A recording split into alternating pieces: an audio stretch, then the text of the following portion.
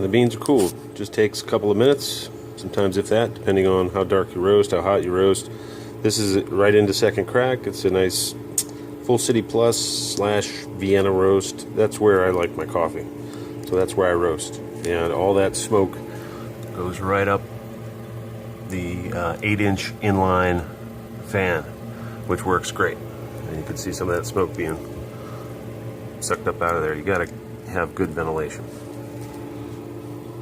And that's how you roast coffee all year round. This unit right here is in my garage at the moment. It is summertime. It's very hot out. But you install this into your house for year round. Of course, you'll tape this off. Make sure it's all sealed up.